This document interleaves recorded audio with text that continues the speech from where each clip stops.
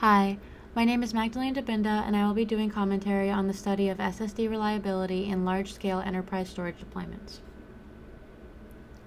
System reliability is one of the most important aspects of a storage system, and due to this, a lot of research and work exists on the topic of storage device reliability.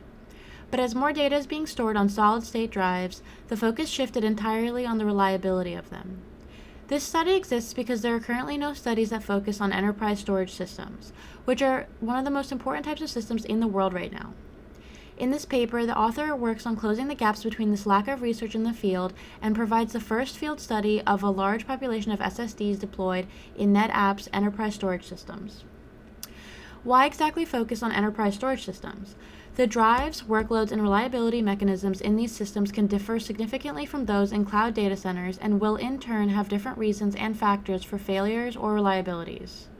We must also observe that existing studies do not cover some of the most important characteristics of these failures that are required for building futuristic failure models.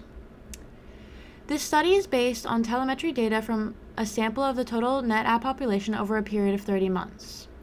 The data collected for these drives also includes information on drive replacements, bad blocks, usage, drive age, firmware versions, drive roll, among several other factors in the study.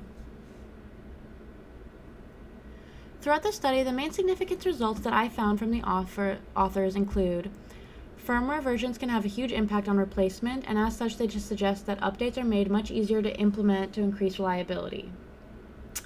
When choosing among drive types and models, the results indicated that from a reliability point of view, flash type seems to play a smaller role than lithography or capacity. The biggest result that stood out to me was the failure correlations within a RAID group. In the video and also the paper, we see the statistic of 46% of successive failures occurring on the same day, as well as 3% probability of a second failure within the same week.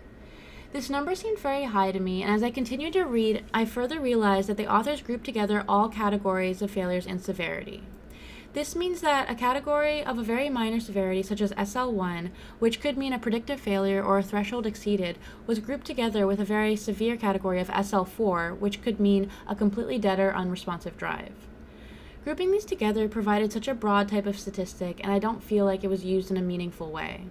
I also wonder why they didn't measure more than just 2 successive failures in this study.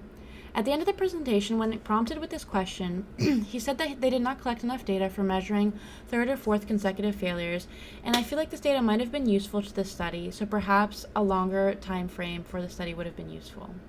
Overall, though, I think the results of this study provided a lot of steps in understanding and taking the best course of action to ensure reliability in this area in enterprise storage systems, and we should do more studies on this type of topic.